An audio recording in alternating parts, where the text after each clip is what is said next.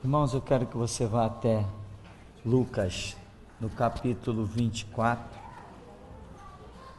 A partir do verso 13, nós temos uma história que nós queremos analisar, a história dos discípulos ao caminho de Emaús, um fato que se deu após a ressurreição de Jesus, ao terceiro dia, quando Jesus havia ressuscitado.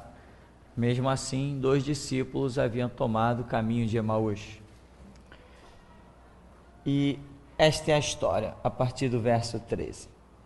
Naquele mesmo dia, 2 deles estavam de caminho para uma aldeia chamada Emaús, distante de Jerusalém, 60 estádios. E iam conversando a respeito de todas as coisas sucedidas. Aconteceu que, enquanto conversavam e discutiam, o próprio Jesus se aproximou e ia com eles. Os seus olhos, porém, estavam como que impedidos de o reconhecer. Então lhes perguntou Jesus: que é isto que vos preocupa e de que ides tratando à medida que caminhais? E eles pararam entristecidos. Um, porém, chamado Cleopas, respondeu dizendo: és o único, porventura, que, tendo estado em Jerusalém, ignoras as ocorrências destes últimos dias? E ele lhes perguntou: quais? E eles aí vão explicar do que eles estão falando. Mas eu quero que você analise uma coisa, como as pessoas tomam um caminho da perdição, mesmo tendo todas as informações para trilhar o caminho da salvação. Isto é uma coisa muito fantástica, né? Vamos falar de um ser abençoadíssimo, o grande querubim ungido da guarda, que andava no meio das pedras afogueadas. Faltava pouco ser chamado de santo. Esse camarada era o tal, tinha acesso ao trono da glória. Quando alguém compunha um louvor lá no céu, chegava perto dele: querubim, eu fiz um louvor aqui para cantar para o Todo-Poderoso. E ele dizia assim: então canta aí, toca o teu instrumento. Aí o anjo cantava, o arcanjo, outro querubim, cantava, e ele dizia assim: não gostei, não vai cantar isso para o Todo-Poderoso não, vai lá, capricha, melhora esse negócio aí. Essa era a autoridade desse querubim que andava no meio das pedras afogueadas. Ele era o aferidor de medidas. A Bíblia diz que os seus pífaros estavam com ele, ele era um ministro de louvor. Não dá para avaliar uma posição dessa. Alguém que seleciona o que vai ser cantado para Deus. Que posição um ser desse tem? De quem nós estamos falando? Estamos falando de um miserável, desgraçado, um inútil, desprezível, um maldito que merece arder nas chamas do inferno. Ora, mas há pouco instante eu estava dizendo que ele era o tal. Você entende como que aquele que está de pé tem que cuidar para não cair?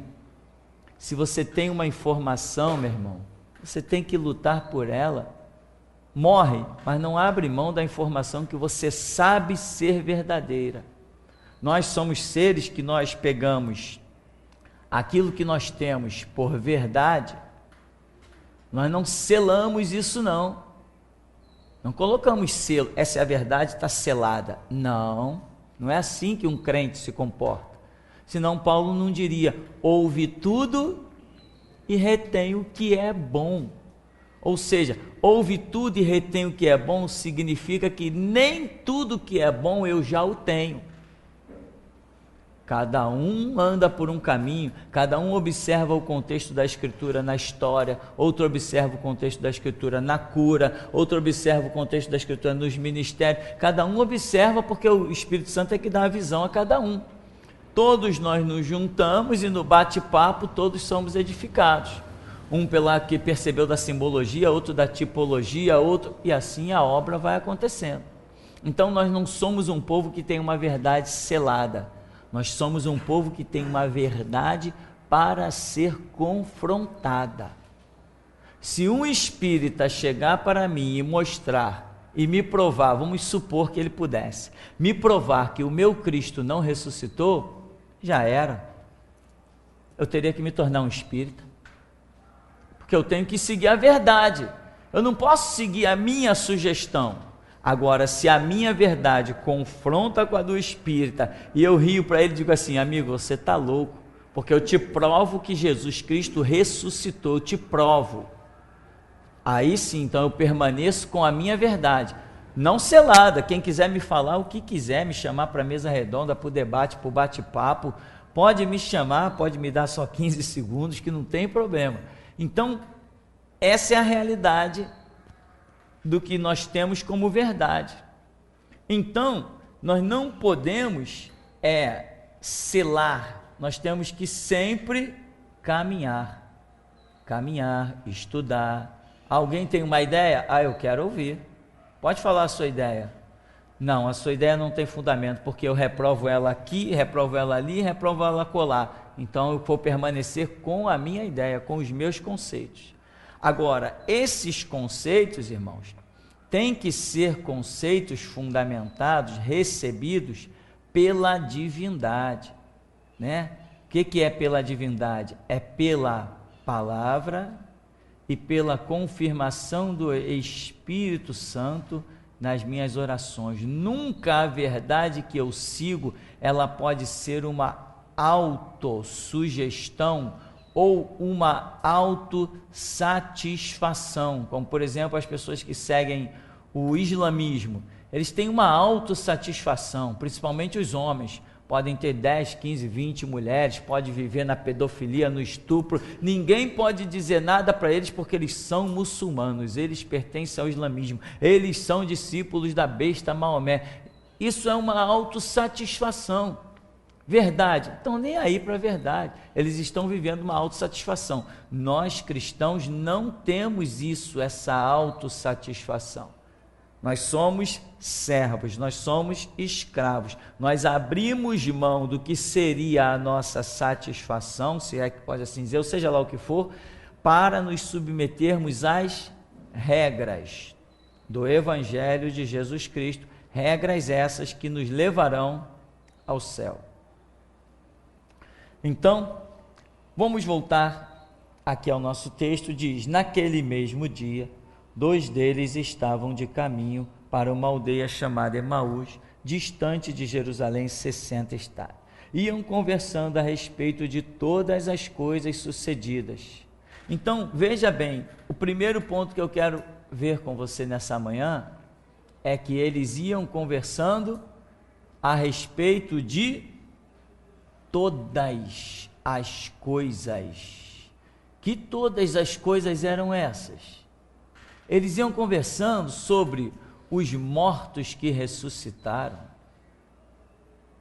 Eles iam conversando da autoridade de Jesus que deteve os soldados. Eles iam falando que Jesus chamou Lázaro depois de 4 dias de morto. E Lázaro ressuscitou. Eles iam falando que Jesus, uma mulher tocou em Jesus e naquele toque a mulher ficou curada depois de 12 anos de hemorragia. Eles iam falando que Jesus parou um caixão e disse, menino, levanta. E o menino levantou. Eles iam falando coisas incríveis, eles iam falando dos cegos de Jericó, que clamaram, Jesus, filho de Davi, tem compaixão de mim. Depois, Senhor, eu quero ver ele, veja. Eles iam falando dos 10 leprosos.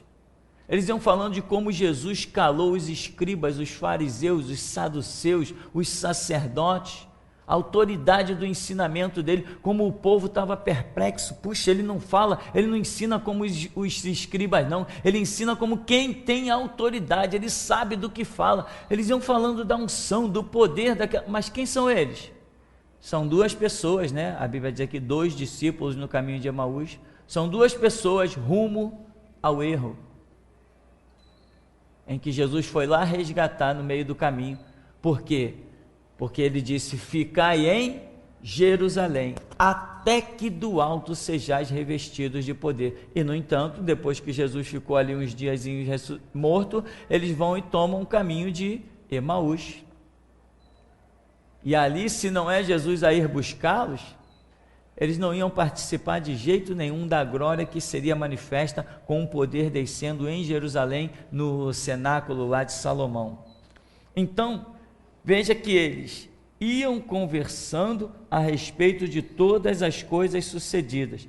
Aconteceu que, enquanto conversavam e discutiam, o próprio Jesus se aproximou e ia com eles. Aí, diante de tudo aquilo que eles estão falando de quê? Da palavra de Deus, mas ainda estão cegos. Mas como estão falando da palavra, a palavra está ali dentro deles, vem Jesus e se aproxima para testificar daquelas coisas que eles estão falando. Eles estão falando de esse é um ponto importante, eles estão falando de uma verdade que eles não estão tendo compreensão dela. Estão falando de coisas tremendas. Eles estão falando de todas as coisas que aconteceram em Jerusalém durante Jesus não teve um ministério de 3 anos, ele teve um ministério de cerca de 2 anos e meio.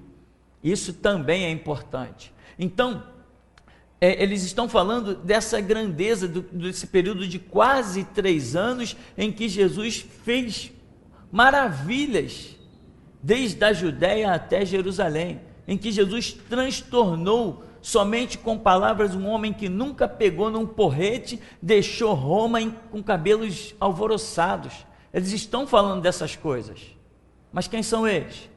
São 2 cegos a caminho de Emaús.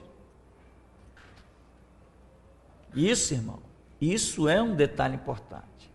Se você não é uma pessoa aplicada ao estudo, à oração, à paciência, à calma, você toma qualquer caminho, você vai achar que qualquer caminho é certo, ainda vai achar. Nós conhecemos a história de Jesus, eu vi ele ressuscitar o morto, eu vi ele curar o cego de Jericó, eu vi ele curar os leprosos. Tu pode ter visto o que quer que seja, mas ainda assim pode estar num caminho errado. Não tem gente que gosta de citar a Bíblia, né? Às vezes, inclusive, eu estou aqui no seminário, eu menciono alguma passagem bíblica, aí um palhaço escreve lá, isso está em livro tal, capítulo tal, versículo tal, como se alguém estivesse pedindo a opinião do palhaço que está lá vendo a rádio. É palhaço, meu irmão, palhaço. Se eu quisesse botar passagem bíblica aqui, eu botava. Se eu não souber onde ela está, que eu não sou obrigado a saber, eu pego uma chave bíblica, vou lá, procuro e boto, e trago e ponho. O camarada quer se exibir, provavelmente é um perdido.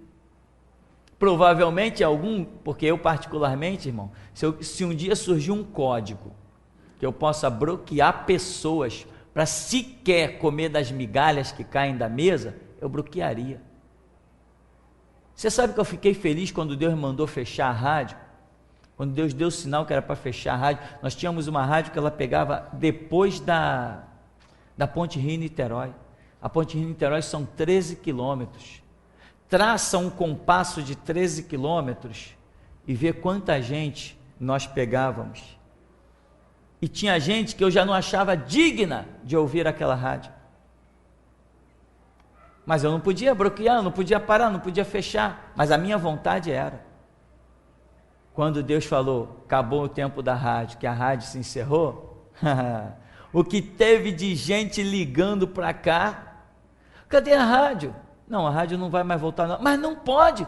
E agora o que eu vou fazer da minha vida? Eu passava o dia escutando a rádio. É mesmo? Vai pastar.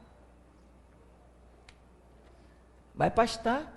Está confundindo isso aqui com igreja? Isso aqui é restauração, meu. Para Abraão, Deus disse assim, sai do meio da tua terra e do meio da tua parentela. Para mim, ele disse, volta para a tua terra e para o meio da tua parentela. Enquanto com Abraão foi o princípio da obra missionária, comigo é o fim. Eu não sou uma igreja, nunca podem nos confundir com uma igreja, isso não é uma igreja, isso é voz da restauração. Somos um mover do Espírito Santo para despertar a própria igreja. Por isso, meu irmão, que tem gente que pisa aqui, não sobrevive muito tempo. Se não se enquadrar, não tem tempo. A obra da restauração não tem tempo para certas coisas. Então, os desesperados, quando nós encerramos a rádio, eu dizia assim, e a minha esposa recebeu tanto telefonema, não passou, aconteceu uma coisa incrível. 1 ano depois, tinha gente telefonando para cá. 1 ano depois que a rádio já tinha sido encerrada, ainda tinha gente telefonando para cá. Dá seu jeito. E se eu tivesse um código para bloquear certos palhaços que ouvem a nossa rádio, eu bloquearia. Bloquearia mesmo, meu irmão. Ao contrário do que os pastores querem por aí, né? Audiência, número. Eu sou louco, eu não quero nada disso. Não estou afim de audiência, não estou afim de número, não estou nem aí para dinheiro. Por isso sou o que sou. Então, aqui, você pode ter conhecimento, né? Como alguns bobos. Não, porque é o livro tal, capítulo tal, versículo tal. E toma-lhe versículo, e toma-lhe livro, e toma-lhe capítulo, e toma-lhe. Mas e daí? E daí, meu? Tinha um rapazinho que cada dia que ele vinha aqui no culto, com o pai dele, ele vinha falar comigo e dizia assim, pastor, decorei 10 versículos bíblicos. Eu falei, que bom, tá. Pastor, vinha no outro culto, decorei, agora estou com 20 versículos bíblicos decorados. Tá bom. Da última vez que ele veio, ele falou assim, eu estou com 120 versículos bíblicos decorados. Tá bom. Cadê ele? Procura aí. Procura aí o decorador de versículos bíblicos. Quem foi que disse que decorar versículo bíblico, meu irmão, vai sustentar alguém na presença do Todo-Poderoso? Não é isso não. Então, as pessoas se confundem, e você vê que esses discípulos, eles têm conhecimento, eles estão conversando, e Jesus vem justamente em cima do que eles estão falando. O que é isso que vocês estão, né? Jesus diz assim, aconteceu que enquanto conversava e discutiam, o próprio Jesus se aproximou e ia com eles. Os seus olhos, porém, estavam como que impedidos de o reconhecer, ou seja, olha só, irmão, olha só, eles estão falando de quê? Da palavra, estão falando de coisas que eles viram corretas, estão falando daquilo, das obras que Jesus fez, dos seus feitos grandiosíssimos. Aí Jesus, ele já tem a palavra, e o próprio Jesus em pessoa vem e se aproxima deles, e ainda assim, como que estão os olhos deles? Cegos. Como é que alguém pode ter a palavra? Como é que alguém pode ter a presença de Jesus ali, mas ainda assim ser um cego? Não estão reconhecendo Jesus e não estão reconhecendo o poder da palavra. Eles têm a palavra, mas eles não sabem o que fazer com ela. Como muita gente aqui dentro da igreja tem a palavra, mas não sabe o que fazer com ela. Eu conheço Jesus, eu quero morrer por Jesus, que nem Pedro queria morrer por Jesus. Não, eu sei que a Bíblia é a verdade, a Bíblia é a palavra de Deus, mas o que eu faço? A minha vida está tão parada. Aí começa a se desesperar. Não, eu tenho que fazer alguma coisa para Deus. Nesse que eu tenho que fazer alguma coisa para Deus, toma o caminho errado, vai e não volta. Quanta gente vem falar comigo, pastor, eu estou muito parado, eu tenho 1 ano de igreja, tenho 2 anos de igreja, eu quero trabalhar para Jesus, eu quero fazer alguma coisa. É mesmo, irmão? Quer fazer alguma coisa mesmo? Então vai lá, você vai começar a ler Mateus. Não, eu já li Mateus. É mesmo? Você já leu, mas agora eu estou te orientando, vai lá e lê de novo. Você vai ouvir o seminário 1, você vai acompanhar na apostila. Não, que eu fiz o seminário na época que o pastor passou, eu já assisti. Pois é, vai fazer de novo, com calma, com paciência, com tranquilidade. Não adianta, pronto, eu já li a apostila toda, e aprendeu o quê? Esses discípulos viram a obra toda, viram ressurreição, viram curas, viram demônios expulsos, viram Jesus calar a boca de todo mundo, e eles aprenderam o quê? Eles não aprenderam nada, porque eles estão tomando o caminho de Emaús, e a palavra, o detalhezinho, aquela palavrinha mínima que dizia, fiquem em Jerusalém, vocês viram tudo, agora só falta uma coisa para vocês, ficar em Jerusalém, aí vai completar a obra. que o Espírito Santo vai descer, vocês receberão a virtude do Espírito Santo para ser minha testemunha. O Espírito Santo não ia descer em Emaús, ele ia descer em Jerusalém. Quem está em Emaús pode ter a palavra, pode estar na oração, pode estar citando verso bíblico, não vai ter poder em Emaús, só vai ter poder em Jerusalém. Era dali que ia partir para o mundo, e aqueles que receberam a palavra de estar em Jerusalém, tinham a obrigação de estar. Então, irmão, tem isso, muita gente tem a palavra, mas não sabe o que fazer com ela, e muitos não sabem como se posicionar para que a palavra tenha o seu cumprimento. Entende esse detalhe? Então, guarda essas lições, medita nisso, vai com calma, vai para a oração, vai para a leitura, né? Ah, mas eu tenho que trabalhar para Deus, porque Jesus disse que você tem que trabalhar. Se Jesus ainda não te deu uma direção, meu irmão, uma você já sabe que tem: banco.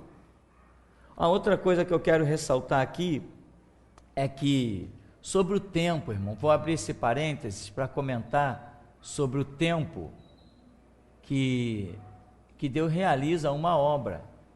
Muitas pessoas se atrapalham justamente por uma questão de tempo. A pessoa julga o tempo da obra na sua própria vida. É ela que determina. Não, eu já deveria fazer isso. Teve um senhor aqui que veio discutir comigo. Não, eu vou sair da minha igreja. Era um batista, né? Eu vou sair da minha igreja. Eu falei, meu irmão, por quê? Não, vou sair da minha igreja. Eu tenho 2 anos de igreja, meu pastor nem me chama para fazer uma oração na frente, eu já sei fazer uma oração.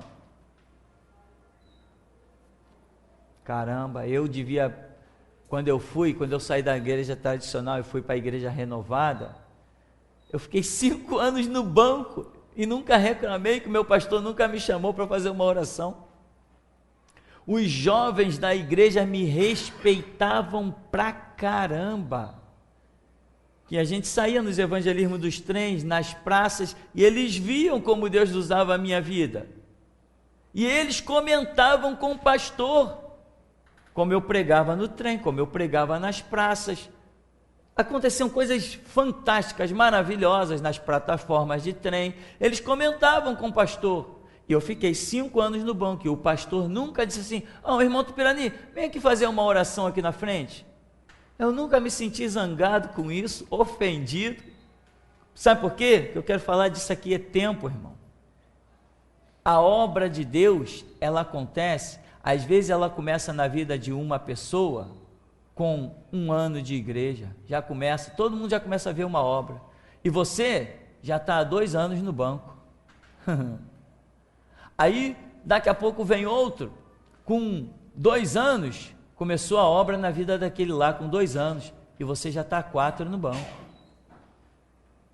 Aí vem a vida, vem na vida de outro, o camarada está com 3 anos de igreja, e a obra na vida dele já começou, alguma coisa visível começou, e você está lá dentro do banco, já com 6 anos.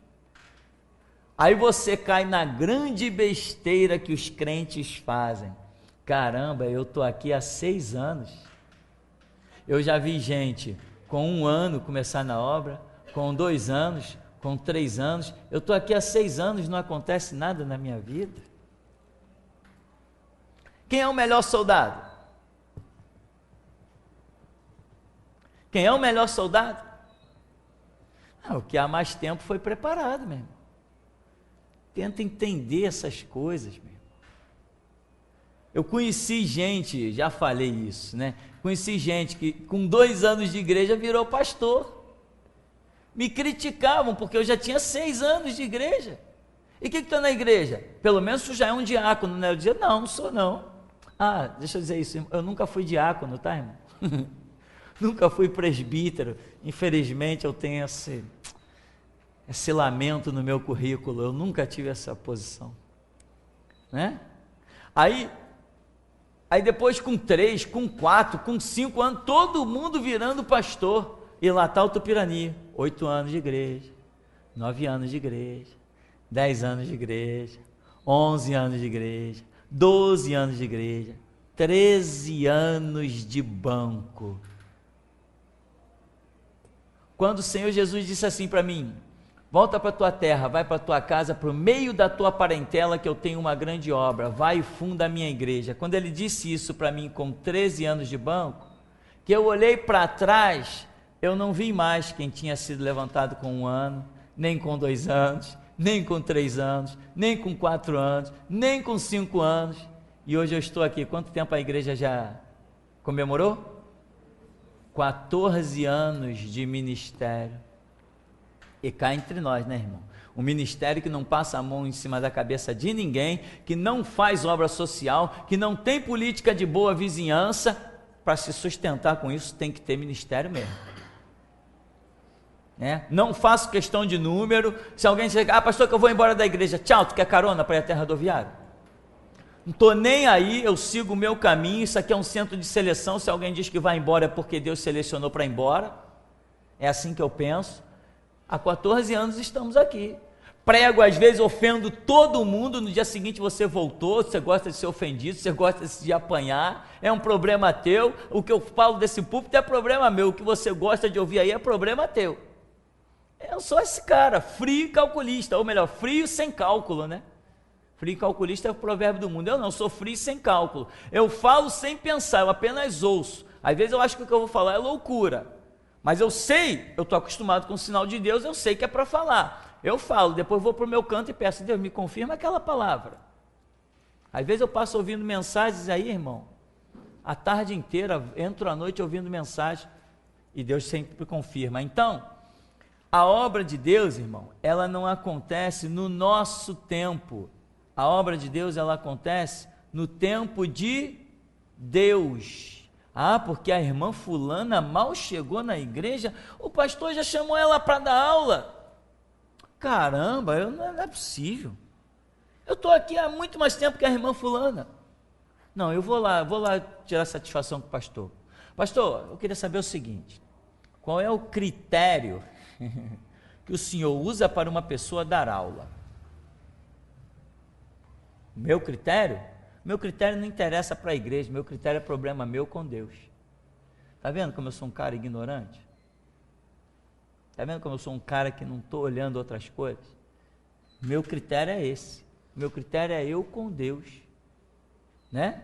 Mas não, pastor, peraí, eu já estou na igreja há, vamos dizer assim, que nem o irmão Marco, há 4 anos, mais ou menos. Estou na igreja há um tempão. Eu queria tanto participar da reunião de sexta-feira, pastor. Tem um cabra aí que está na igreja só há 2 anos, metade do meu tempo. O pastor chamou ele: qual o critério da reunião de sexta-feira? Qual o critério? Essa intimidade minha com Deus, que ninguém sabe, e a pessoa quer saber? Loucura, essa pergunta é uma loucura. Essa pergunta é uma loucura.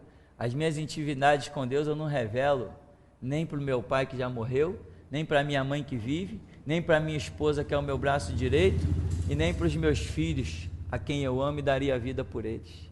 A minha intimidade com Deus é minha, e eu não abro mão dela para mais ninguém. Mas sabe por que eu sou assim? Porque Deus me sustentou no banco durante 13 anos, e os outros criticavam. Ano que vem, eu tenho 2 anos de igreja, cara, ano que vem eu vou assumir uma obra com um ministério internacional. Eu falei: é mesmo? Como que se dá um negócio desse, ministério internacional? Até hoje eu não entendi o que as pessoas chamam de ministério internacional, uma vez que a palavra de Deus é universal. A Bíblia diz: ide por todo mundo, a nossa palavra atravessa as fronteiras. Teve alguém aí que teve um sonho que nosso ministério atravessava um mar e chegava num lugar, atravessava outro mar e chegava em outro lugar, atravessava outro mar e chegava em outro lugar, mas eu nem saí daqui do alto desse morro. Só que tem pessoas que pensam que ministério internacional é ela viajar, tirar passaporte.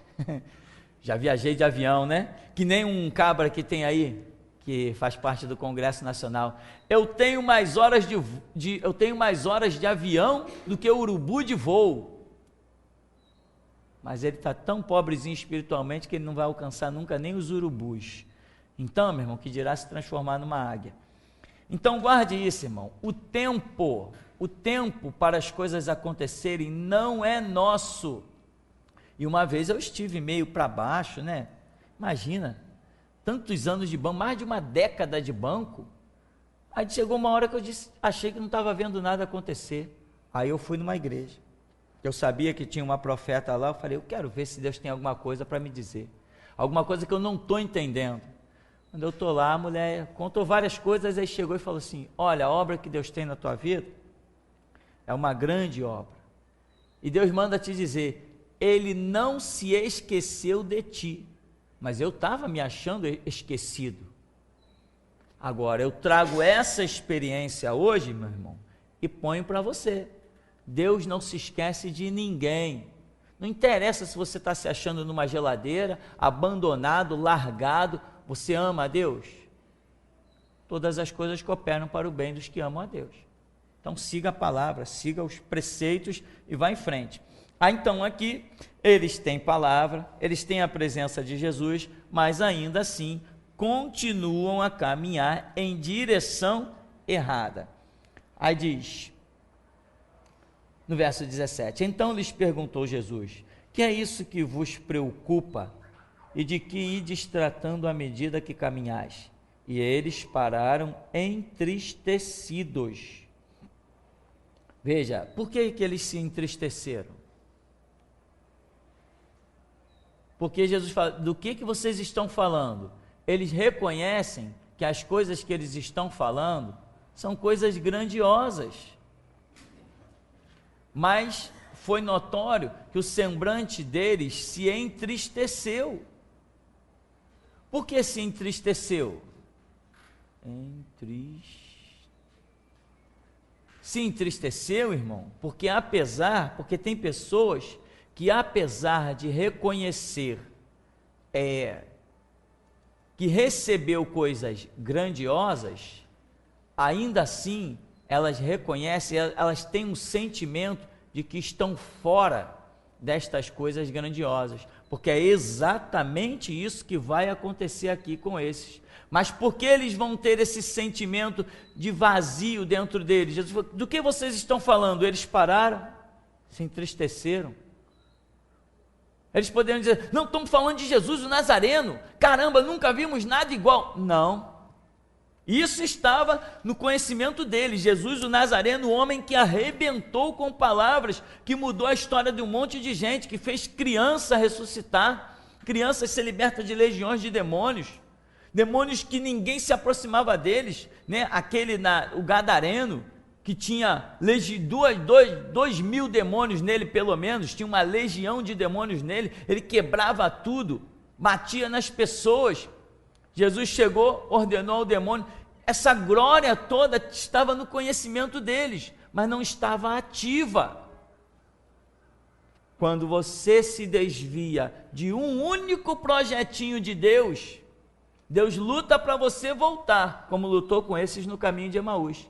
Mas a liberdade, o livre-arbítrio é nosso. Se nós não voltarmos, meu irmão, o fato é que enquanto estamos trilhando o caminho errado, dentro de nós há um vazio.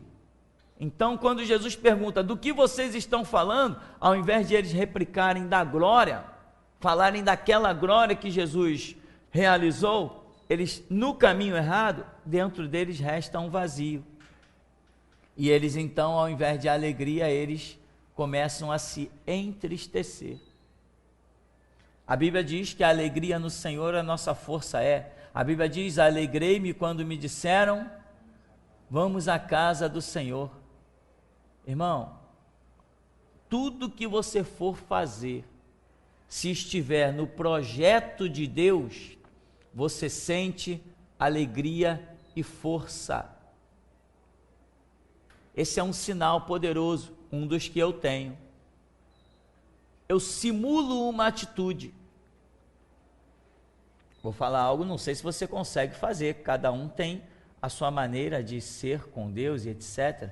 Eu simulo. Sabe o que é você simular uma situação?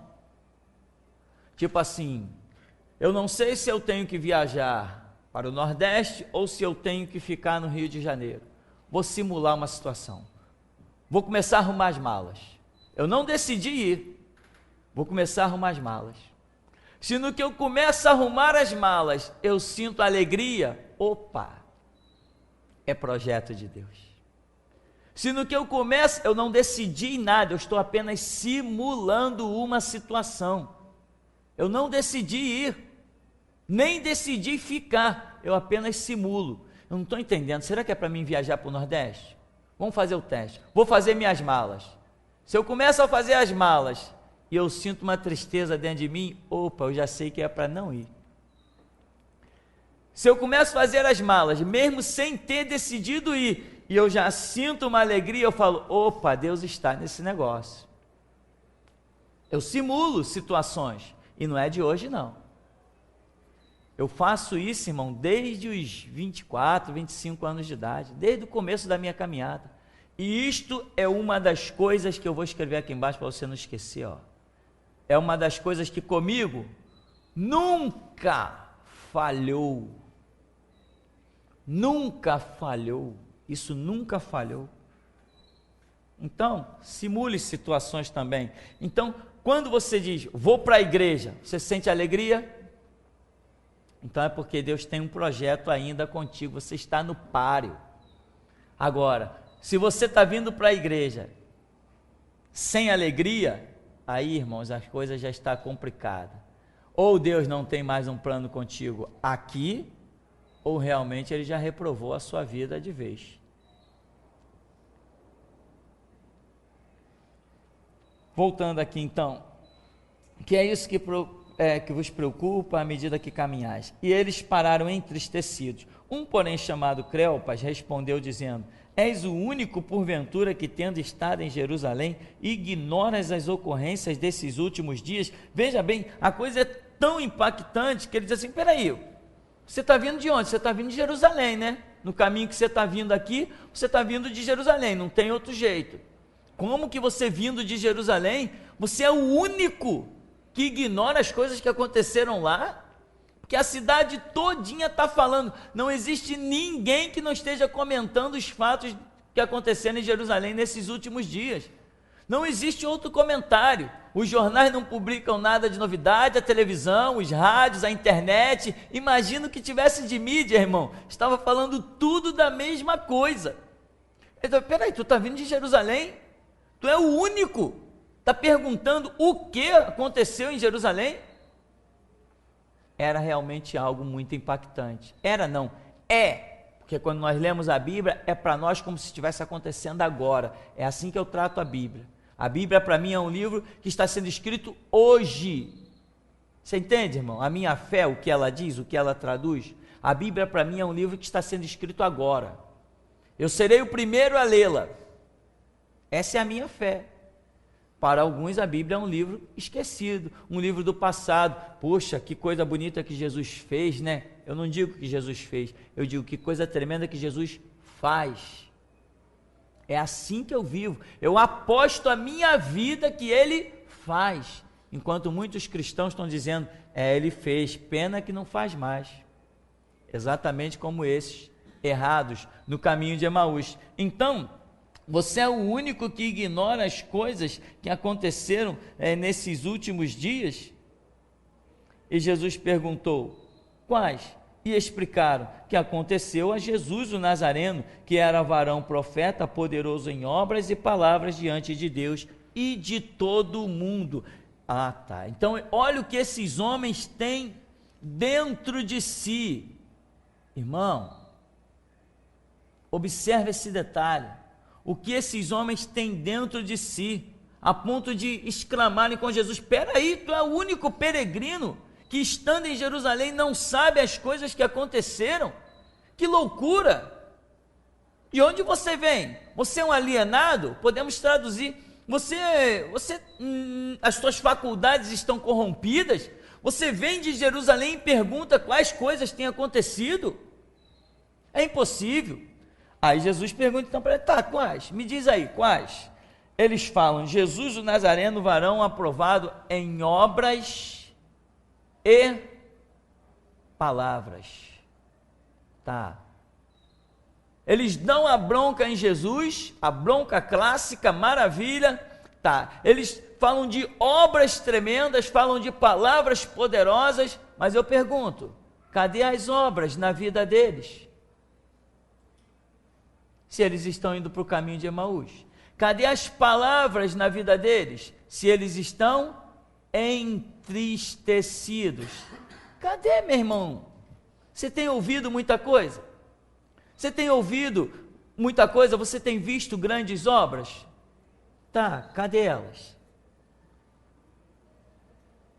É esse o tema central do que nós queremos tratar nessa manhã. Cadê? Cadê as obras? Cadê as palavras?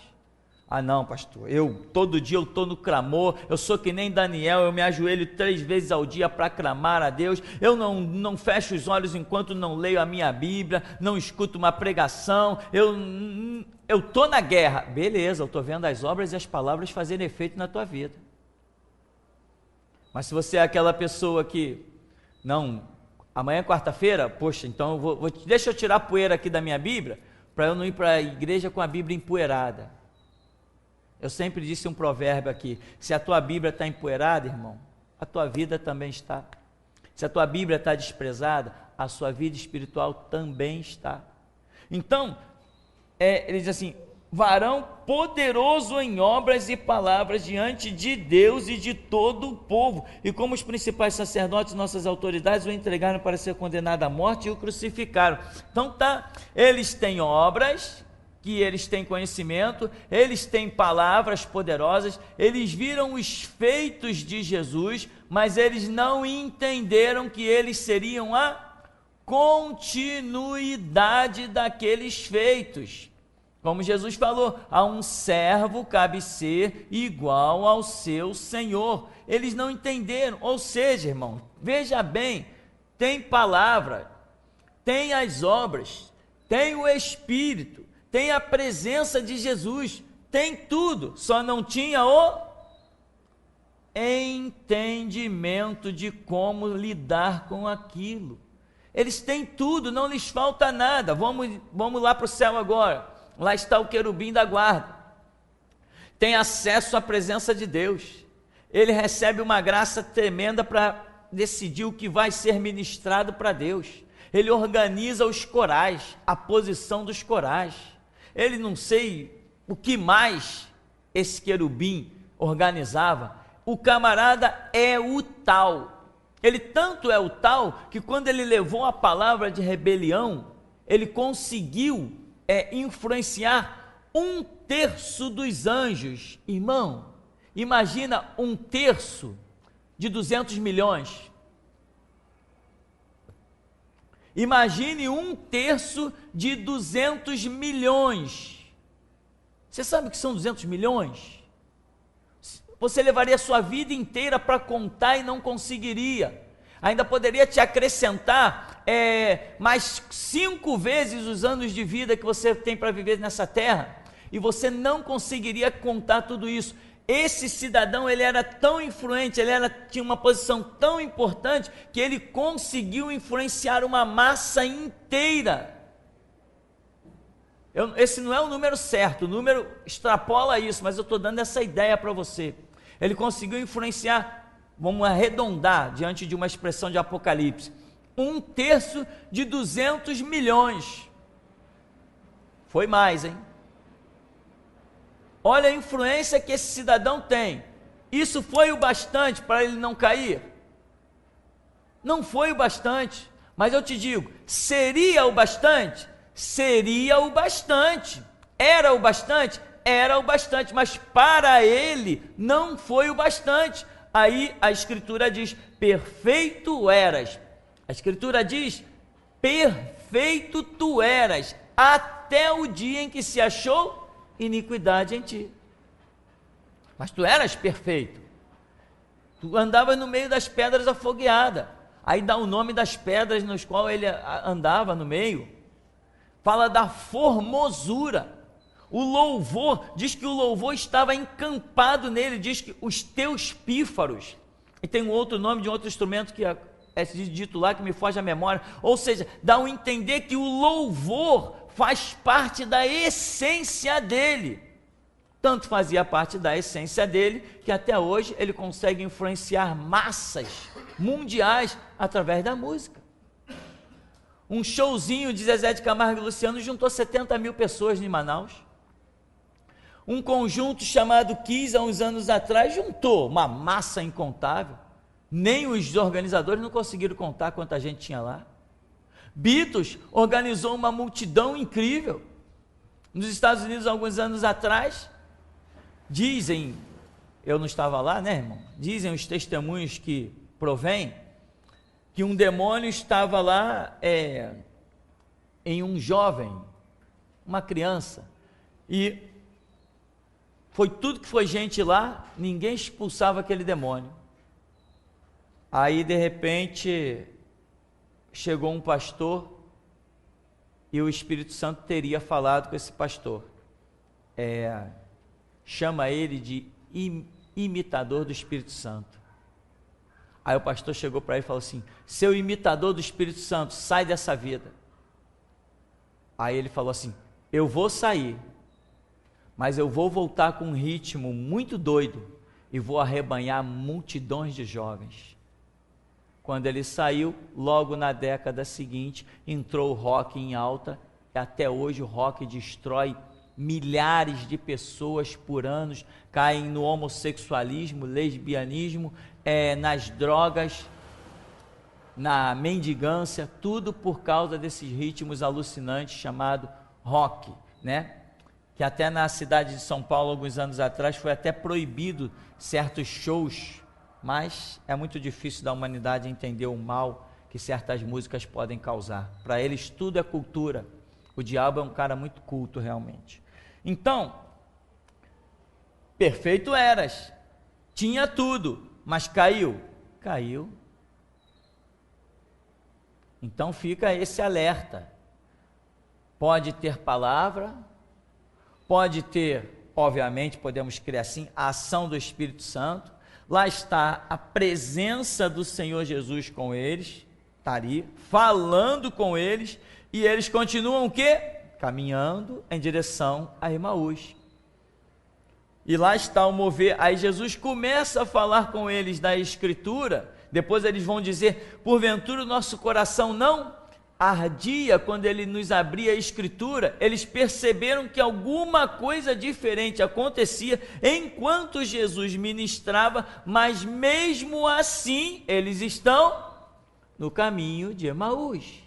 Tem pessoas que estão obstinadas, e o Espírito Santo usa uma palavra, usa um louvor, usa 1000 caminhos. A pessoa percebe aquele toque sobrenatural, mas ela está obstinada e ela ignora o toque sobrenatural e segue a caminho de Emaús.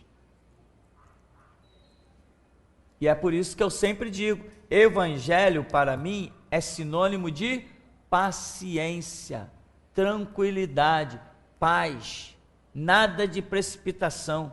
Quando eu tenho uma decisão para tomar, meu irmão, não adianta. O mundo pode desabar. Enquanto eu não tiver entrado no meu canto e falado com meu Deus, não tem decisão nenhuma para tomar. Eu só tenho decisão para tomar depois de consultar ao meu Deus. Eu não vejo como um dia eu possa cair. Se eu continuar assim, eu não vejo como cair. Para mim é impossível, né? Porque quem busca a Deus não cai nunca.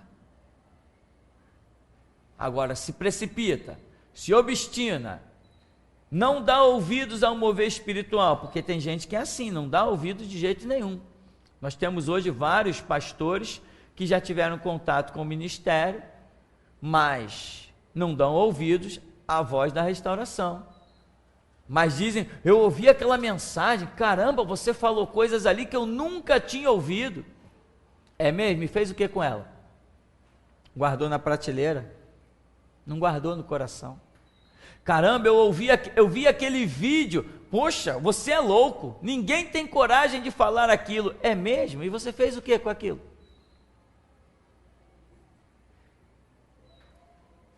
Então é assim que as coisas acontecem, tá? Então, para nós darmos uma paradinha, só frisar aqui, né? Jesus de Nazareno varão poderoso em obras e palavras diante de Deus e de todo o povo. E os nossos principais sacerdotes, nossas autoridades, o entregaram para ser condenado à morte e o crucificaram. Então, irmão, você tem exemplo de obras, você tem em você palavras, você precisa chegar no seu canto, com paciência, falar com Deus, e dizer: Senhor, o que eu faço? Se Ele te disser, como disse para mim, permanece no banco, vai guardando, vai caminhando, não te desvie, não enfraqueça. Palavra, oração, ouvir, ouvir, ouvir, ouve tudo, e deixa o Espírito Santo reter o que é bom para você, deixa Ele reter, não é você que sabe o que é bom, não, é o Espírito Santo. Então, nós vamos dar uma paradinha, e daqui a pouco a gente volta.